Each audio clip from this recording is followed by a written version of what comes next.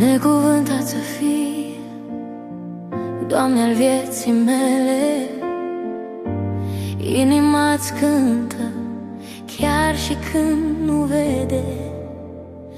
Când am mâinile goale, Tu umpli cu a Ta mână.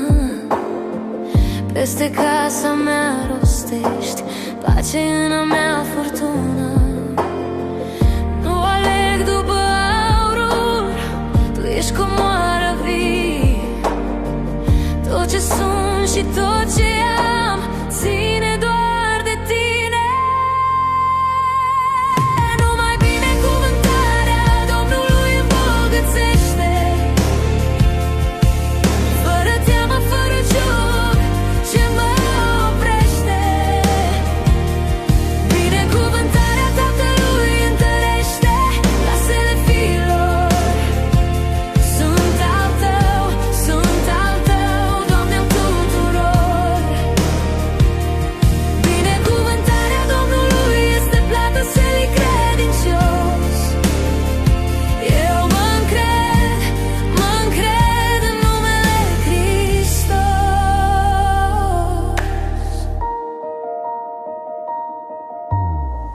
Tata-mi pune pe frunte semnul bunătății. Peste masa copiilor curge harul vieții. Nu mă sprijin pe mine, stâncă-mi e cuvântul. Știu că brațul Tău păstrează și pe mine și pământul. Numai binecuvântarea Domnului îmbogățește, fără teamă, fără joc ce mă oprește. Binecuvântarea Tatălui întărește casele fiilor.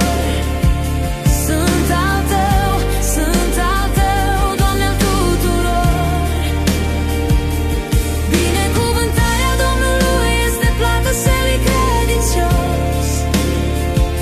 Eu mă încred în numele Hristos.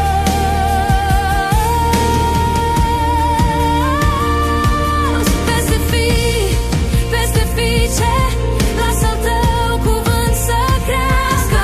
Peste uși, peste vise, scriu Iisus nădejdea noastră.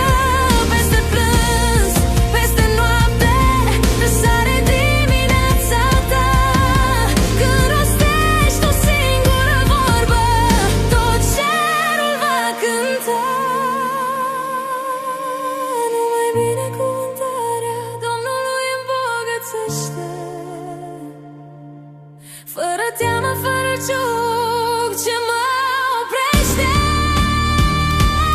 Binecuvântarea Tatălui întărește casele fiilor. Sunt al Tău, Doamne, al tuturor. Binecuvântarea Domnului este plată selii credincios.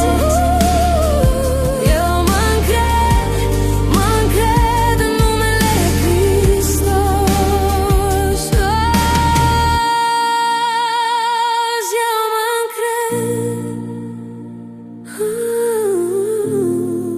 mă încred în numele Hristos. Iisus, binecuvântat să fii, în veci glorificat, Hristos.